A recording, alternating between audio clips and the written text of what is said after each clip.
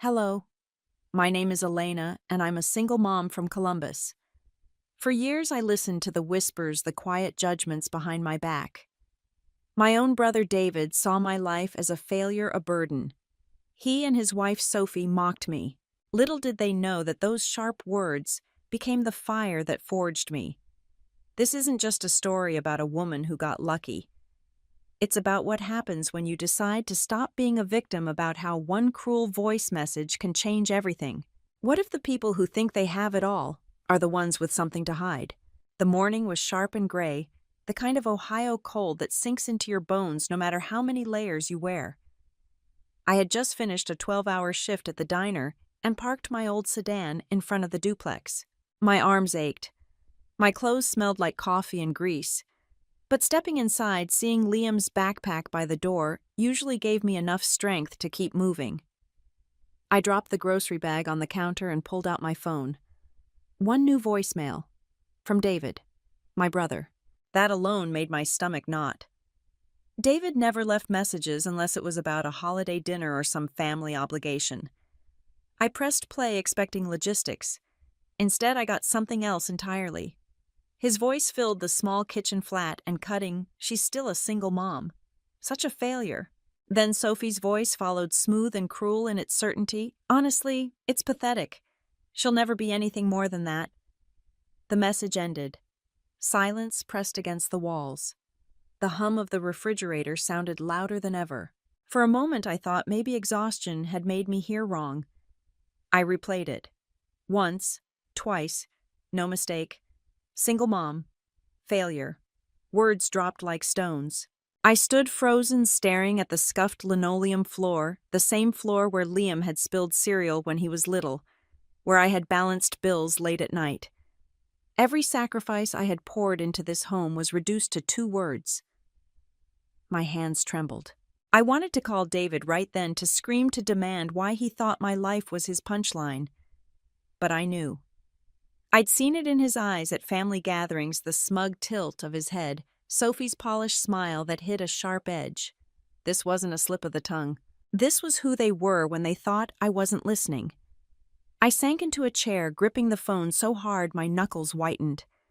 My chest tightened, but no tears came. Instead, something colder began to spread inside me. I thought of every night I had worked 2 or 3 jobs, every morning I had walked Liam to school, determined he wouldn't feel the absence of a father. To them, all of that was invisible. To them, I was nothing but a cautionary tale. I caught my reflection in the oven door hair, pulled back, hastily, dark circles under my eyes. Was that what they saw? A worn-down woman stuck in place. Maybe. But I knew Liam didn't see that. To him, I was steady, reliable. He didn't look at me with pity. He looked at me with trust. That thought was enough to steady me. I lifted the phone again, hovering over delete. My thumb paused. Why erase it? This voicemail wasn't just an insult. It was evidence. Proof of what they truly thought of me. Proof of why I needed to stop shrinking, stop accepting their quiet dismissal as truth. I saved the message. Slipped the phone back into my pocket. The words still stung, but now they burned with a different energy, one that felt sharper, more focused. Sitting there in my small kitchen, I made a quiet vow. I would no longer let their contempt define me. If they wanted to label me a failure, I'd prove them wrong. Not with words, but with actions. With results they couldn't ignore. I looked out the window at the bleak Columbus morning. David and Sophie probably thought I was just going through another day, too tired, too small to fight back. They had no idea. That voicemail wasn't my end. It was my beginning. And from that moment, the game had changed. I sat at the kitchen table long after the voicemail ended, the phone heavy in my pocket. The refrigerator hummed a low and steady sound. Liam's backpack leaned against the door, a shoelace trailing across the floor. I reached for it absent-mindedly, twisting the worn lace around my fingers. David's words still stung. But the truth was, I'd been hearing versions of that same judgment for years. His voice was only the latest in a long chorus that had followed me since the day I became a single mom. My mind slipped back to 2010. I was barely 20, pushing Liam's stroller through the narrow sidewalks of Westerville. His father was gone by then, leaving me to patch together a life out of nothing. I remember Mrs. Henderson, the neighbor on the corner, lowering her eyes as I passed. She bent toward her friend, whispering like my life was some sort of cautionary tale. She didn't need to say the words aloud. Her silence carried them.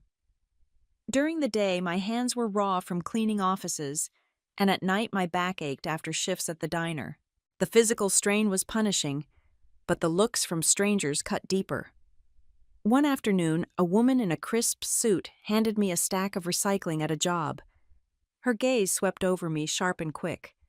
"Girls who make poor choices end up doing this kind of work, don't they?" she murmured. My face burned.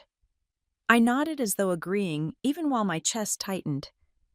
I blinked back to the kitchen for a moment, my thumb grazing the edge of David's voicemail on the phone screen. The hum of the refrigerator filled the silence. I pressed my palms flat against the cool surface of the table, grounding myself before the next memory rose. Thanksgiving. Liam was 6 months old, small in my arms. I walked into my uncle's living room, hopeful for warmth, but the laughter dulled the moment I stepped inside.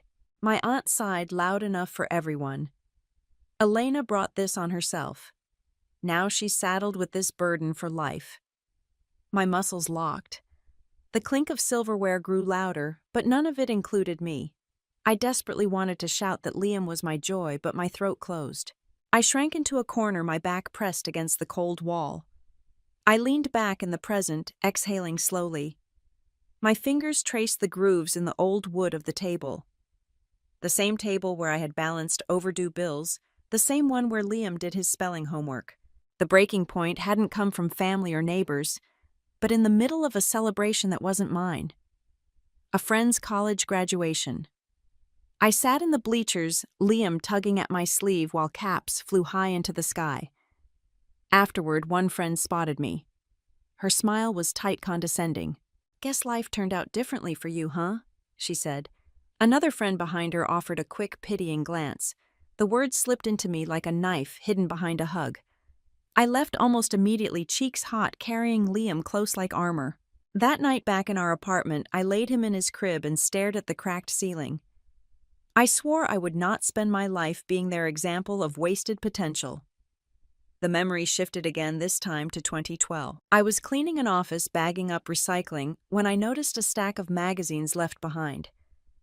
On the cover was a woman's face, radiant beside bold letters from single mom to tech founder. I sat down on the cold linoleum and read the article cover to cover. She had started just like me, abandoned, dismissed, struggling, and she had built something no one believed she could. That article lit something inside me, a spark I couldn't put out. For the first time, I could imagine a future that wasn't defined by pity. David's voicemail, the whispers before it. They weren't prophecies. They were echoes. They belonged to the Elena I had been, not the one I was becoming. I reached for the phone in my pocket, not to delete the message, but to save it. Proof of who they were. Proof of what I refused to be. Pity was their currency, not mine. And I was done trading in it. It was time to earn in a different way. The summer of 2012 still lingers in my memory, like a heavy blanket, humid air clinging to my skin, exhaustion pressing into my bones. I had just dragged myself home from a 12-hour shift at the diner. My feet were swollen, my uniform smelled of grease, and every muscle begged me to collapse. Liam was already asleep. His little body curled up on the couch, his face calm in a way that gave me strength I didn't know I had. Instead of lying down, I pulled out the old laptop I had bought secondhand. The fan whirred loudly, the screen flickered, but it worked. That night I stumbled across a video called Basic Financial Management for Beginners. I didn't understand half of what the speaker said, things about assets, liabilities, compound interest. But one thing was clear: if I wanted to change my story, I had to start small. So I made myself a promise. 1 hour of study every night, no matter how tired I was. I started scribbling notes in a spiral-bound notebook, filling page after page with numbers and definitions. 50-30, 20 budget. High-yield savings. Stocks versus bonds. I repeated the words to myself like prayers. The kitchen table became my classroom. By day, while cleaning offices, I looked at everything differently. Those financial reports tossed in the recycling weren't trash to me. They were study materials. I memorized pie charts taped to walls, sometimes even copied figures into my notebook when no one was watching. It felt like stealing pieces of another world, one I wasn't supposed to belong to. 2 years later, in 2014, I looked at my savings account and almost cried. $12,000. To anyone else in my family, that was pocket change. To me, it was proof that every sleepless night had been worth it. But then came the harder question: what next? Part of me wanted to guard that money fiercely. Keep it safe for emergencies, for Liam, for the next time life falls apart. But another part of me, the stronger part, whispered, this is your chance. If you stay here, you'll always be defined by struggle. If you risk it, maybe you'll be defined by something else. I fought with myself for weeks. Then one morning at Mr. Miller's accounting office, I got the push I needed. He was an older man, kind in a way I wasn't used to. Watching me mop the floor, he said, Elena, you're the hardest worker I know. If you ever have some savings, consider real estate. Columbus has cheap foreclosures right now. It was a casual comment, maybe even forgettable to him, but to me it was lightning.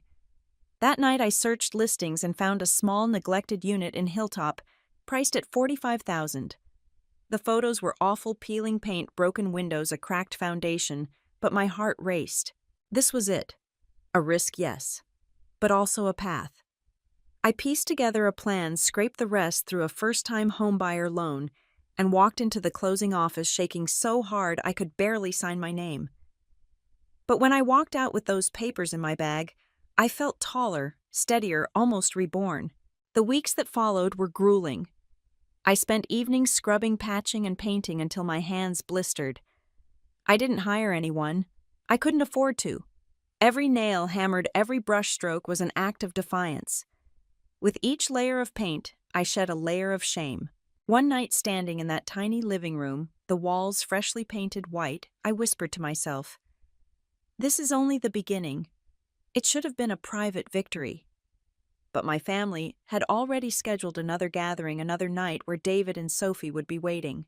And something inside me told me their next words wouldn't just sting, they would try to break the new foundation I had built. And I was ready to face them. The cold air outside Aunt Mary's house stung my cheeks as Liam and I walked up the driveway. Dublin, Ohio looked festive that night. Snow glittering under the porch lights, neighbors' houses glowing with holiday decorations. But as soon as I stepped inside, the warmth of the house hit me with something else: dread. The smell of turkey and cinnamon should have been comforting. Instead, it was heavy, because I knew who was waiting inside. I had put effort into looking presentable. A burgundy dress, a touch of lipstick, Liam's shirt neatly ironed. I wanted to blend in to avoid the constant feeling that I didn't belong. But when I saw David and Sophie seated comfortably in the center of the living room, surrounded by admiring relatives, I knew the evening wouldn't stay peaceful. The dining room was a picture-perfect postcard. Silver cutlery polished until it gleamed, crystal glasses catching the candlelight, and a roasted turkey in the center like a trophy.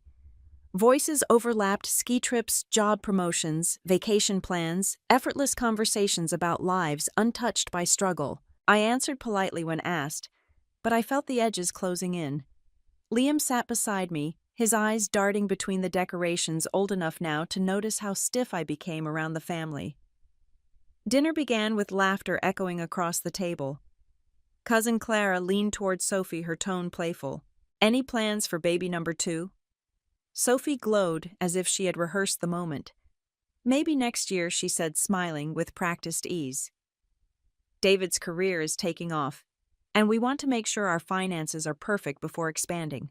Her words floated across the table like a gentle performance designed to showcase control and success. For a moment, I almost admired her composure. But then David shifted in his chair, wineglass in hand. His eyes locked onto me like a spotlight.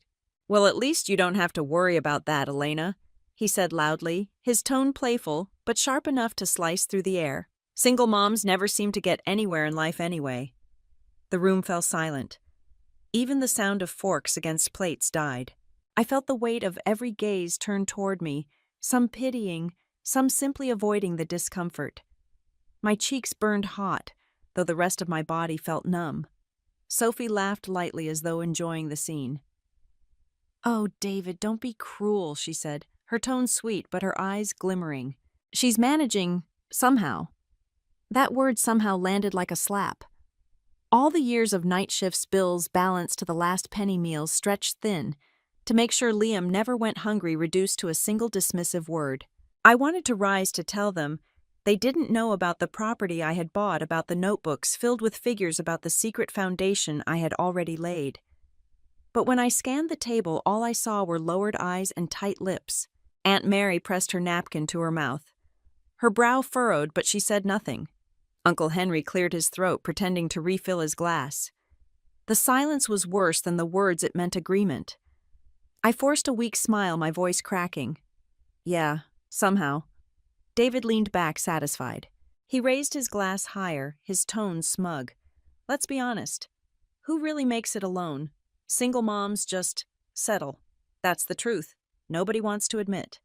The toast sealed my humiliation. Liam's small hand slid into mine under the table. "Mom," he whispered, his eyes wide with worry. I smiled at him, though the corners of my lips trembled. Inside, I was breaking apart. My brother had turned me into a prop for his own performance. The rest of dinner blurred into meaningless noise laughter that felt like it came from behind glass, clinking glasses that only echoed in my ears. Every glance I caught was either pity or avoidance.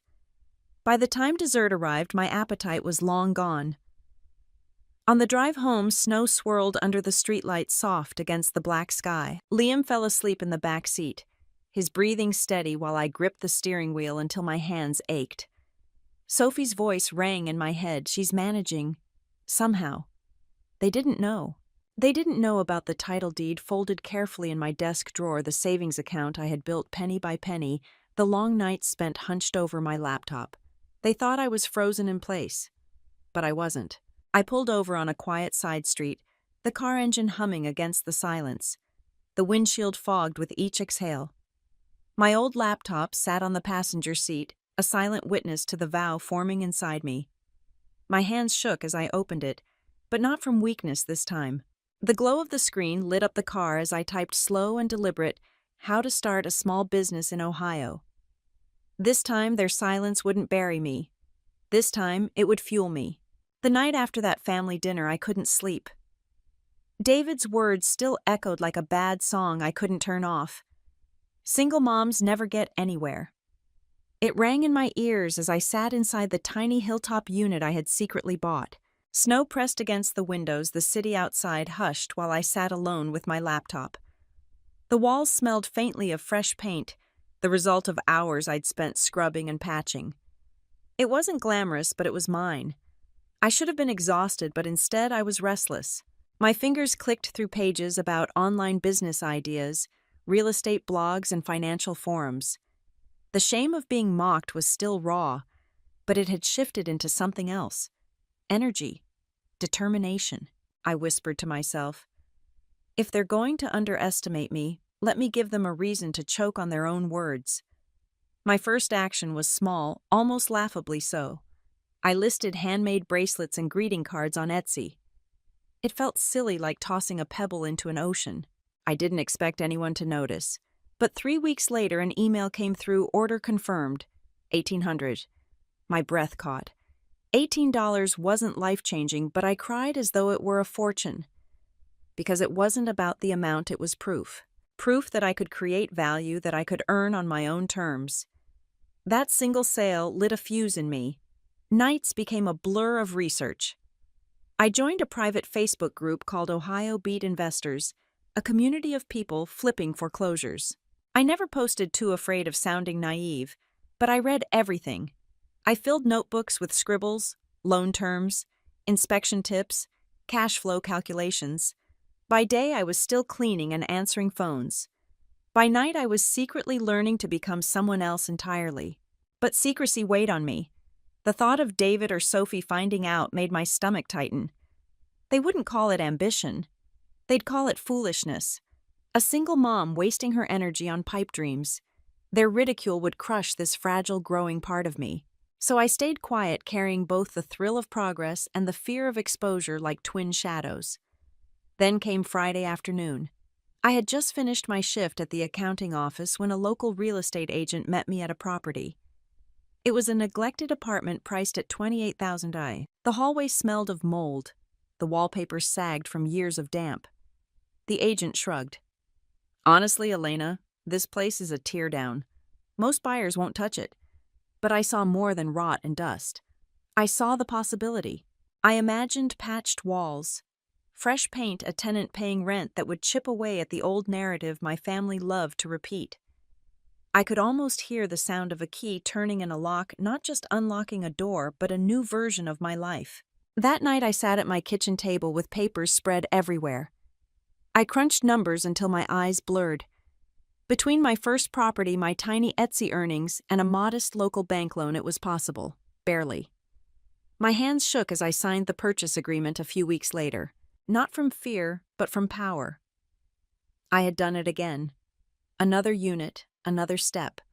I stood inside that broken apartment with the key in my hand, and I whispered, "This is the turning point." For the first time, I felt like I wasn't just surviving, I was building. But then my phone buzzed. A message from Sophie: dinner at our place this Sunday. Don't be late. The text was short, sharp, and carried a weight I knew too well. Every dinner was a performance. And after what had happened last time, I could feel it. They were preparing another stage. Only this time I wasn't walking empty-handed. Saturday night should have been simple. Uncle Henry's birthday always drew the family together, and the Italian restaurant downtown was buzzing with chatter and warm light. Liam tugged at my sleeve as soon as we walked in, his eyes wide at the giant cake perched on a cart near the bar. For him, it was magic. For me, it was another battlefield. The hostess handed me a seating chart, her polite smile hiding the sting I felt instantly. The grand center table stretched across the room, long and elegant white linen, catching the candlelight. That was where David's Sophie and their admirers already sat, voices rising with confidence, filling the room as though they owned it. Liam and I were directed to a smaller table tucked into a corner, crowded with restless children and a few overlooked relatives. I forced a faint smile as I pulled out his chair. But the truth was clear. I wasn't family pride. I was an afterthought. A server paused by our table, his tray gleaming. "Are you with the main table?" he asked, his gaze drifting over the room. I nodded at our corner card, side table B. "We're good here," I said, my voice steady. He nodded, and that was that. His polite confirmation of our separation felt more definitive than any word they could have said. I focused on Liam cutting his pizza into small squares, pouring soda into his cup. His legs swung under the chair, oblivious to the quiet sting in my chest. I tried to match his brightness, but the voices from the center table carried easily across the room, a constant reminder of where I didn't belong. Aunt Clara dipped her chin toward Sophie. "It's awkward she keeps showing up like nothing's changed." Sophie let out her polished laugh, a forced, sharp sound. "She tries, sure. But some paths have ceilings. She's already hit hers." My nails dug into the napkin on my lap. My hands felt cold, but heat climbed up my neck. I wanted to rise to list every night I had painted walls, until my arms went numb, every contract I had signed in quiet victory. But I stayed seated. If I reacted, they'd twist it into proof I was fragile. So I sat, frozen, the knife in my hand, scraping the plate louder than it should. Then Liam looked up at me, his eyes round his voice, curious. "Mom, why aren't we at that big table? It looks much more fun." His innocence cut deeper than their words. I forced a smile, whispering, "Because this table has the best view of the cake." My voice trembled, but he seemed satisfied, bending over his napkin to draw stick figures with a stray crayon he found. The night dragged on. Plates clattered, laughter rose and fell, but the weight of that corner table pressed against my shoulders. When the cake finally appeared, candles flickering, the room swelled with happy birthday. I almost let myself drown in the noise, grateful for the distraction. But David couldn't resist. He leaned casually toward his father-in-law, his voice low but pitched enough for me to hear. "Honestly, I'm surprised she's still in Ohio. Give it a year, we'll stop saying her name." The words lodged deep. My vision blurred not from tears but from a cold, simmering rage I couldn't show. To him, I wasn't just a failure. I was invisible, a ghost expected to simply disappear. The candles blurred before me, but inside something shifted. He had no idea. I wasn't fading. I was multiplying, building, preparing. As soon as the cake was sliced, I gathered Liam's coat. We slipped out quietly, the cold night air hitting my skin like water after fire. Snow fell soft against the sidewalk. My breath plumed white in the cold as I reached for my phone to call a taxi. It vibrated softly in my palm, the screen lighting up, subject rental inquiry for your Columbus apartment. I froze my pulse, steadying the heat in my chest, replaced by something colder, sharper. A tenant.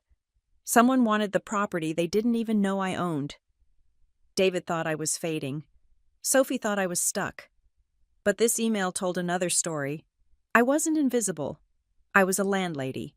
And from now on, every step I took would be deliberate. Calculated. It was a bright Sunday afternoon, one of those Ohio days when the sky feels endless and the air is easy. Mrs. Carter, my neighbor, had invited Liam and me to a block potluck. "Just come," she'd said, waving her hand like it was no big deal. "Bring whatever you like." I almost said no. Crowds have a way of turning me into a subject, not a guest. But Liam wanted to go. He wanted to chase the other kids and eat brownies without limits. So we showed up with a bowl of pasta salad, the kind you throw together with what's left in your fridge. The backyard was cheerful. Folding tables sagged under crock pots and lemonade pitchers. The sound of kids screaming with laughter cut through the lazy chatter of neighbors. I settled in under a big oak tree plate on my lap, watching Liam disappear into a game of tag. For a moment I felt safe. Then David and Sophie walked in. I didn't know they'd been invited. Sophie in her cream sundress looked like she belonged on the cover of a lifestyle magazine. David wore that same polished smirk, the one that always made me feel like an outsider in my own bloodline. Sophie spotted me almost immediately. Her smile didn't falter, but her eyes did a flicker, a tightening, a flash of amusement as she whispered something to David. He chuckled, smug as ever. I lowered my gaze to my plate, praying the afternoon would pass without incident. But fate rarely gives you what you want. Mr. Thompson, the retired banker from 2 doors down, was talking near the grill. He had a habit of raising his voice when he got excited. "You know," he said, chuckling, "I was poking around in the county property records. Elena here owns that renovated apartment complex in Hilltop, doesn't she?" My fork froze halfway to my mouth. The noise of the yard dimmed like a balloon losing air. Sophie's head whipped toward me. "Wait," she said, her voice sharp, almost gleeful. "That can't be right, Mr. Thompson went on, oblivious. "Value's gone way up, too. What is it now?" "Elena, $500,000. Quite an accomplishment." The yard went silent. Even the kids' laughter faded. Dozens of eyes turned toward me. Sophie let out a short laugh, brittle and mocking. No, you've got it wrong. Elena. $500,000. She looked around as if the very idea was a comedy. She's barely keeping it together. But David wasn't laughing. His face hardened, the smirk gone. "Is it true?" His voice was low, cutting, filled with something between anger and disbelief. I felt the old reflex rise, the urge to retreat, to deny, to keep the peace. But the years of whispered insults, of being shoved into the shadows, pressed against me. This was my chance to stand upright. I set my fork down, stood slowly, and met their stares. "Yes, it's true. I bought the property years ago. I worked for it. And yes, it's worth around $500,000 now." The collective gasp moved through the yard like a gust of wind. Mrs. Carter covered her mouth. Someone whispered, "I had no idea." Sophie's smile cracked, twisting into something ugly. "But you're a nobody." I looked straight at her. "I'm more than you thought I was." The weight in the air shifted. The neighbors no longer looked at me with pity.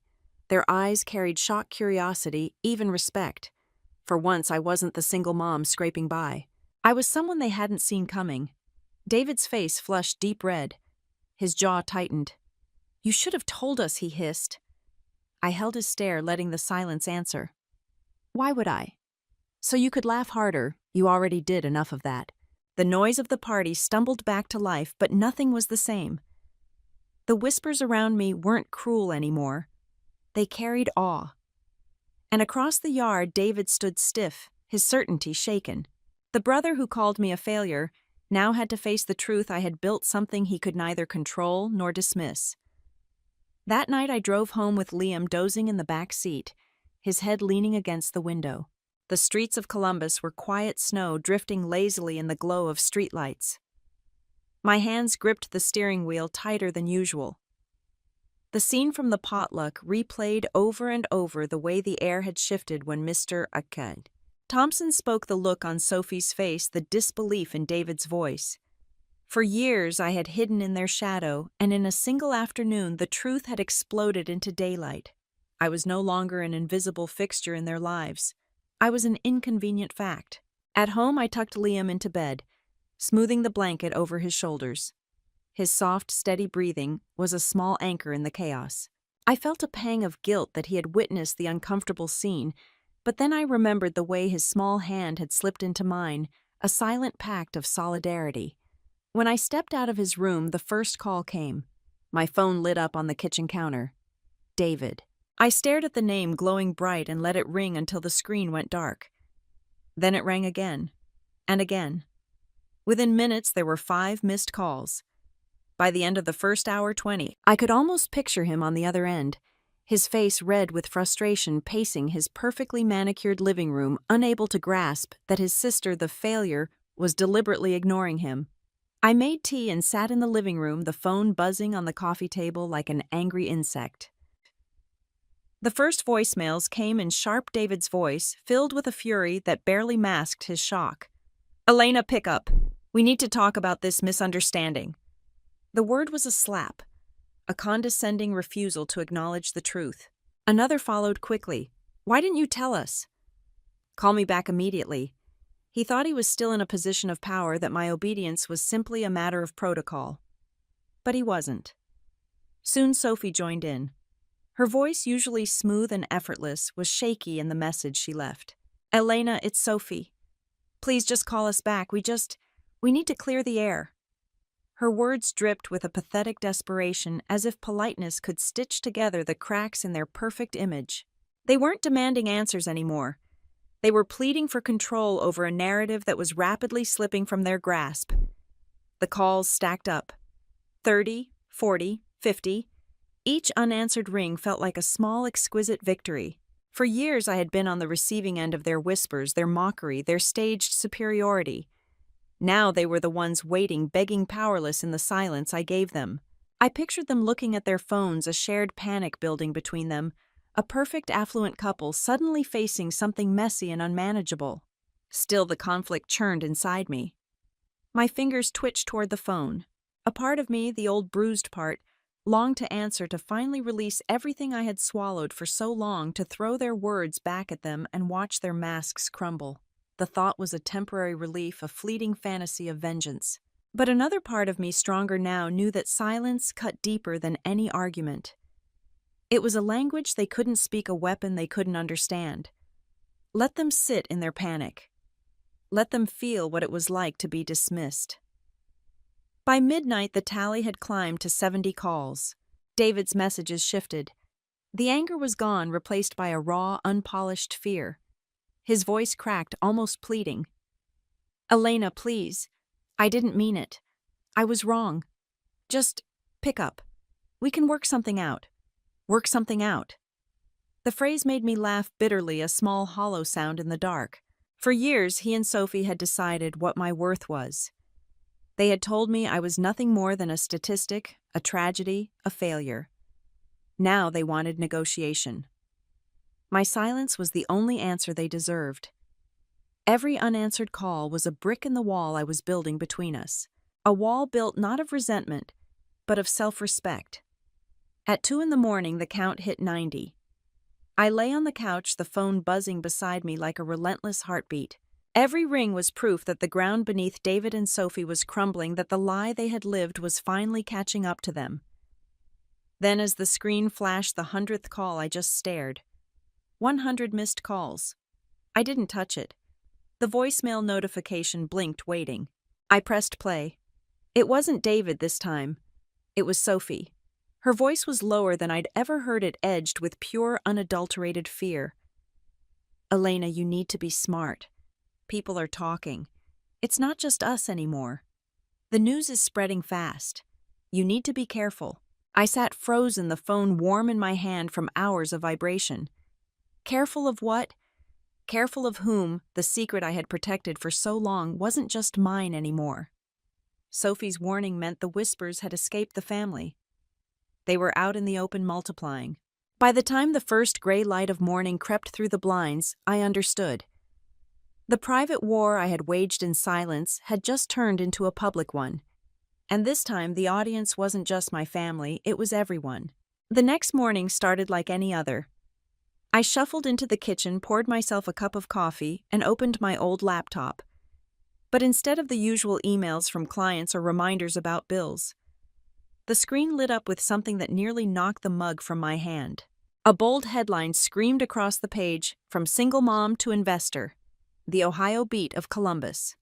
My breath caught.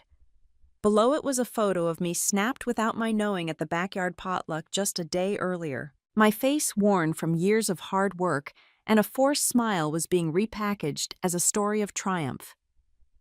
I scrolled down. The article laid out details I had never shared publicly: my first hilltop property, the endless renovations, the current valuation. The journalist called me Elena Rodriguez, once overlooked, now a surprising example of grit and success. And then there it was, the phrase Ohio beat. The name of that private investor group I had quietly joined online. Now it wasn't private anymore. It was stamped in headlines. The steam from my coffee fogged my glasses. My quiet life, carefully guarded, had been cracked open for strangers to analyze. My phone, which I had silenced after ignoring David's 100 calls, started buzzing again. This time it wasn't family. It was local reporters eager for interviews. I let them all go to voicemail. But the internet didn't wait for me. Comments piled up. The comments section was a chaotic mix of support and vitriol. One woman wrote, "What an inspiration, my sister is a single mom, and this gives me so much hope." Another replied, "Proof that determination matters." But then came the darker voices, comments that echoed the contempt I knew so well. "Don't glorify single moms," one person sneered. "This is just luck, an exception, not a rule." I stared at it, my hand gripping the desk until my knuckles ached. Luck. They didn't see the double shifts, the empty refrigerators, the nights I worked through tears so Liam wouldn't know how scared I was. They saw a fairy tale, where I saw a brutal reality. The conversation had escaped the confines of my family, but the core judgments remained. That afternoon, a local TV station called. They wanted to feature me on the evening news. I politely declined, but the reporter was persistent. "Ms. Rodriguez, your story is powerful. It challenges stereotypes. People need to hear this." His words were well-meaning, but they only heightened my fear. Once my story went on television, there would be no shadow left to hide in. No way to retreat from the public eye. My own reflection in the laptop screen seemed to glare back at me, demanding to know what I was so afraid of. When I told Liam about the TV call, his eyes lit up. "Mom, you'll be on TV. Everyone will see how amazing you are." He was beaming proud in a way that almost broke me. But behind his excitement was my gnawing fear. My son saw a hero. All I saw was exposure. I knew David and Sophie wouldn't stay silent. Not now. Not when my face was plastered everywhere as the symbol of everything they said I could never be. I was right. That evening, as the online frenzy grew louder, a message arrived. It was from Sophie. The tone was nothing like her earlier desperate calls. This time it was sharpened, cutting every word chosen to wound. "So now you're a celebrity. Enjoy your 15 minutes of fame, Elena. People will see the truth soon enough. They always do." I read it twice, the chill of her malice seeping through the screen. Sophie wasn't panicking anymore. She was calculating, ready to strike. I set the phone down, my pulse hammering in my ears. Just as I tried to steady myself, my laptop chimed. A new email. No name, just an address I didn't recognize. The subject line was simple, almost unnervingly so, Elena. I have information about David. Meet me tomorrow. I sat frozen. The noise of the day faded, replaced by one heavy truth: I had been dragged into the light whether I wanted it or not, and now someone from the shadows had just opened another door. The media had changed the story of my life. But this new message, this was no story. This was a warning. The email from the night before still sat in my inbox, its subject line blunt and heavy. I sat in the living room, the glow of my laptop bouncing off the faded beige walls. Liam was asleep in his room, his small snores muffled by the door. He had no idea his mother was about to step into something that could change the fabric of our family forever. I clicked it open. The words were short, almost cold in their precision. David has been hiding unpaid taxes. Look at the county records. For a long moment, I just stared at the screen. My chest rose and fell, shallow, unsteady. For years, I had swallowed their contempt, endured the jokes, and kept my head down. But this wasn't a whisper behind a closed door. This wasn't mockery at a dinner table. This was fact. This was evidence. My fingers trembled as I typed into the county database. The system loaded slowly, line after line, filling the screen: tax forms, income statements, debt notations. Some numbers were foreign to me, jargon tucked into confusing columns. But even I could see the glaring gaps. Income declared that never matched deposits. Properties listed with missing entries. Debts hidden under corporate shells. David had always strutted around the self-proclaimed genius of investments. He wore his confidence like a tailored suit, convincing everyone he was untouchable. But the truth on the screen told another story. He wasn't brilliant. He was reckless. Worse, he was dishonest. I hit print. The small machine in the corner whirred to life, spitting out sheet after sheet. The stack grew thick in my hands, heavier than paper should ever feel. It wasn't just paper. It was proof. For years, I had been branded the weak one, the failure, the burden. Tonight, I wasn't a burden. I was the keeper of a secret strong enough to shatter the pedestal David had built for himself. But as I held the documents, a war raged inside me. He was my brother, the boy who once shared birthday cakes with me in our parents' kitchen, the one who dared me to race him across the yard when we were children. I saw flashes of that boy, innocent and laughing, but that boy was long gone. In his place stood a man who had raised a glass and reduced my life to a joke. I whispered aloud as if to steady myself, "He buried me first." The next morning I dressed with deliberate care. A pressed blouse hair tied neatly, papers stacked in a manila folder. My feet carried me to the office of Mr. Williams, the corporate lawyer, who had once guided me quietly through my second property closing. His office smelled of leather and ink-polished wood gleaming under the light. I laid the thick folder across his desk. He adjusted his glasses, scanning the first few pages. His expression changed line by line, the easy professionalism giving way to something harder, sharper. "Elena," he said. Finally, his voice low. "This isn't carelessness. This looks deliberate, intentional concealment." My chest tightened. I had suspected it, but hearing it spoken aloud made it real. He leaned back in his chair, folding his hands together. "If we move forward," he said, eyes locked on mine, "this won't stay quiet. Are you ready for that?" I didn't speak. I simply nodded once. The decision had been made the night David called me pathetic.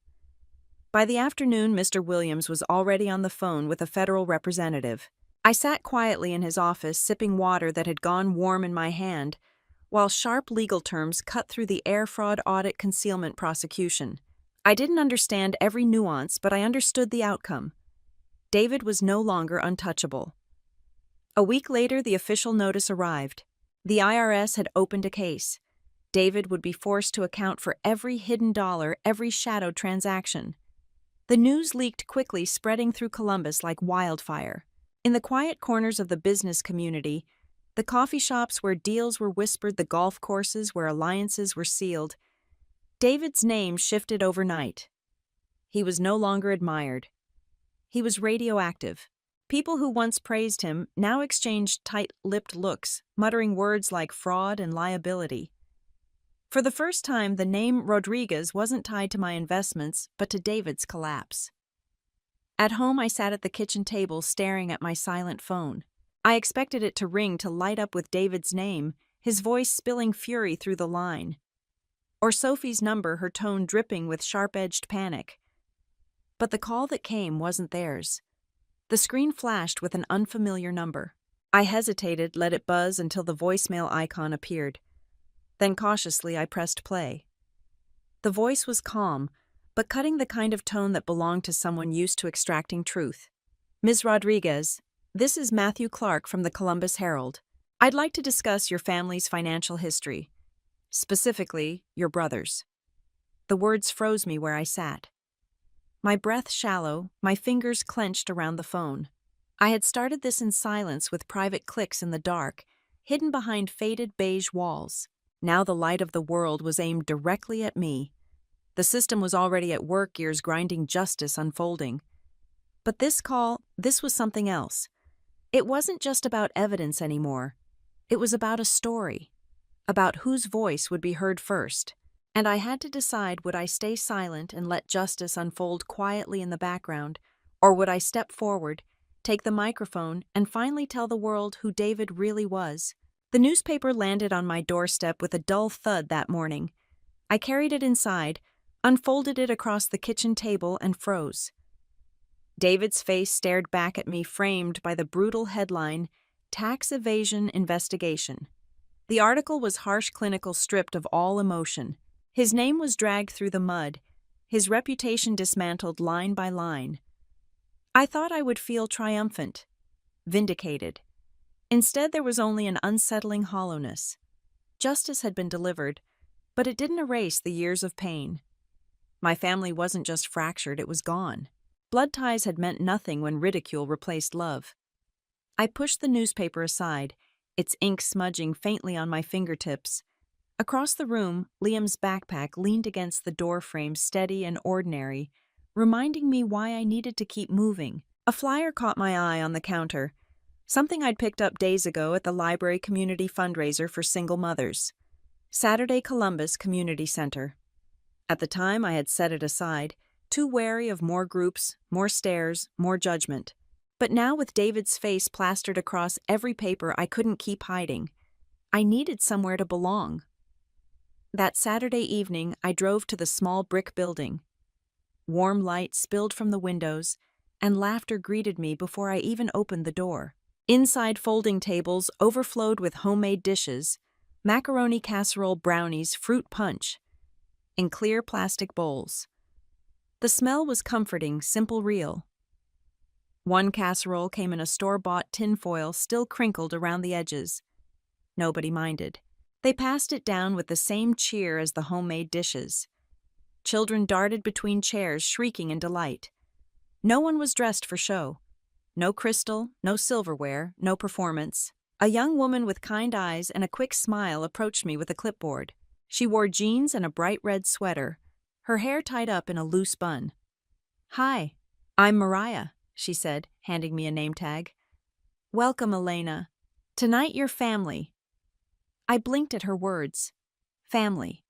The simplicity of it pierced through years of guarded walls. I nodded, managing a quiet "thank you." I helped Mariah set up the raffle table, arranging donated gift baskets and homemade quilts. For the first time in a long while, my hands moved with a sense of purpose that wasn't tied to survival.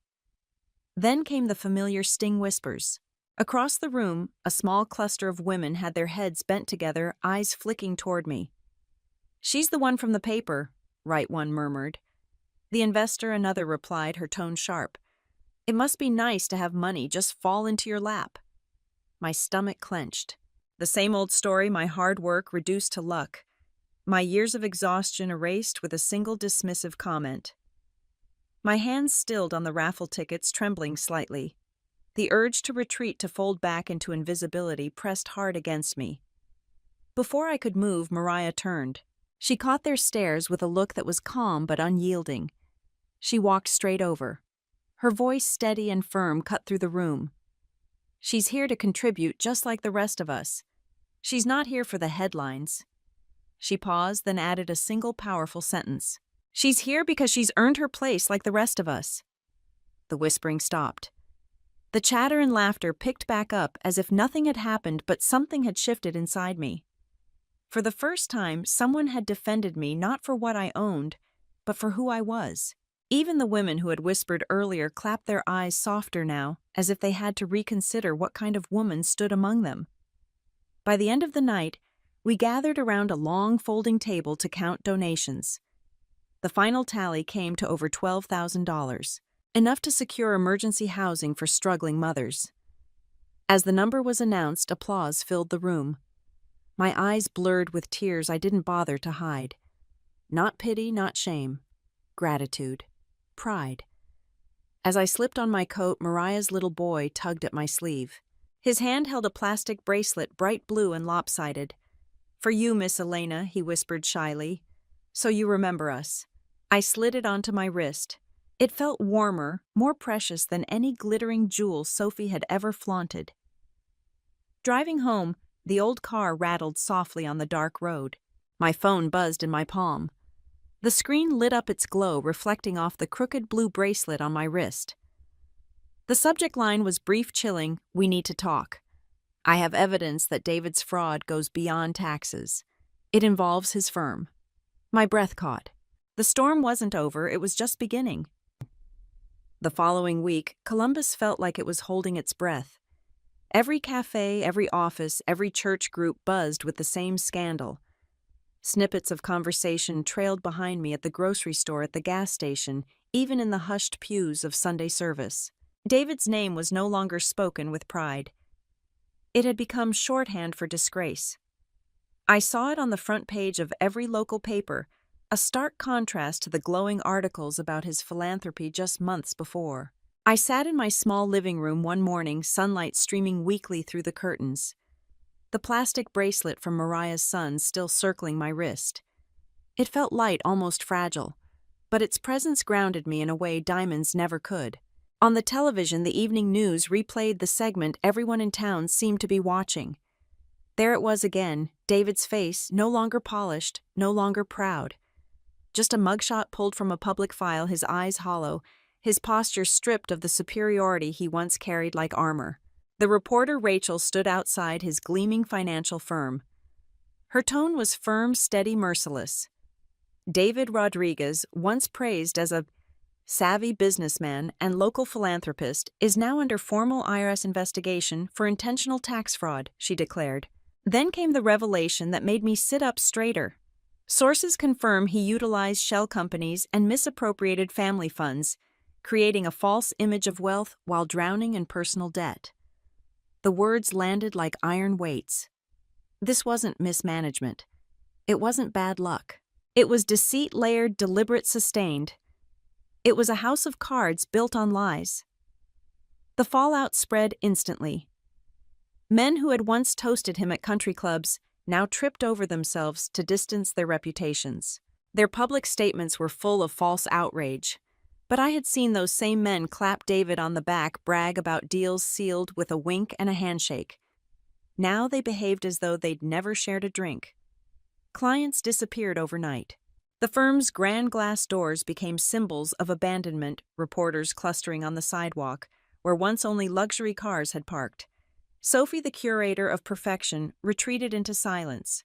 Her social media, once a steady stream of designer outfits and beachfront selfies, went dark.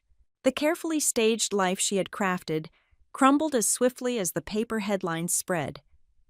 A local newspaper captured the sentiment with one brutal phrase, "From admired to despised."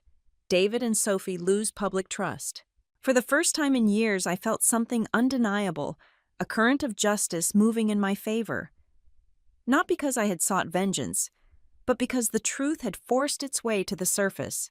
That evening, my phone rang. The caller ID startled me. Robert, our wealthy cousin. Memories of him smirking at my thrift store dress during Thanksgiving flashed in my mind. I nearly let the call go to voicemail, but curiosity won. "Elena," he said, his voice unsteady. I guess we were wrong. About you." We had no idea what you were carrying, what you were building. I listened, letting the silence stretch long enough for him to squirm. His words carried something I had waited years to hear. Not flattery, not pride, but humility. My response was quiet even. It was never about being wrong or right, I told him. It's about the truth finding its way out. He exhaled as though relieved. When the line went dead, I set the phone on the counter and leaned against the wall, letting the weight of his words sink in.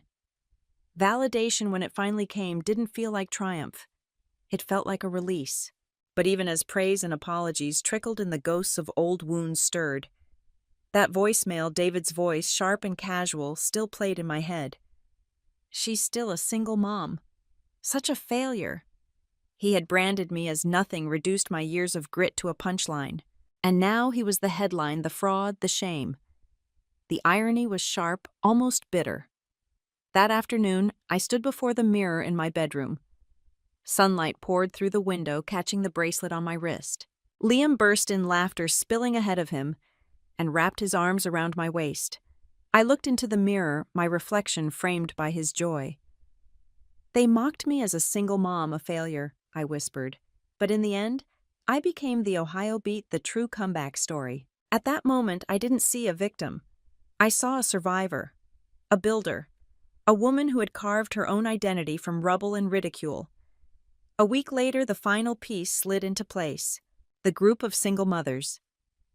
The women who had welcomed me without judgment asked me to be their keynote speaker at their next event. Not to lecture about property values or balance sheets, but to tell my story. The long road of humiliation, the silence, the late nights, the relentless effort to be seen. I hesitated not out of fear but out of gravity. Stories are fragile things. Once released, they belong to others. But then I thought of Mariah's calm defense of her son's bracelet, of the women who had whispered about me until another woman stood to silence them. I said yes. The night of the event, I stood backstage, my palms damp, the sound of folding chairs scraping against the gym floor carrying through the curtain. I wasn't dressed in designer clothes. Just a simple navy dress, borrowed earrings, and the bright plastic bracelet still circling my wrist. When my name was called, applause rose, not the polite kind, but the kind that fills a room with expectation. I stepped to the podium, my hands trembling but my voice steady. I used to believe my life was defined by pity, I began. By whispers at family dinners, by the way. Neighbors lowered their eyes by the cruel certainty in my own brother's voice. For years I thought I had to carry that weight forever. But I was wrong. Because pity was never mine to hold, it was theirs to give. And I refused to keep trading in it. Faces lifted toward me, women holding babies on their laps, teens balancing notebooks, older mothers nodding slowly as if they recognized every word. I told them about the cracked ceilings, the long shifts, the humiliations that had tried to press me flat. And then I told them about the spark, the article about a single mom turned founder, the decision to risk the first small property. The fear that sat beside me every step of the way. I didn't mention David by name. He wasn't the point. The point was resilience. By the time I finished, the room was silent. Then applause rose again, louder this time, the kind that comes from shared recognition. Tears blurred my vision, but I didn't hide them. I didn't need to anymore. That night as I drove home, Liam asleep in the back seat, the bracelet glowing faintly in the dashboard light, I understood something final. My family's contempt had been the soil. My determination was the seed. And this life I had built, the Ohio Beat, was the bloom they never saw coming. I was not David's failure.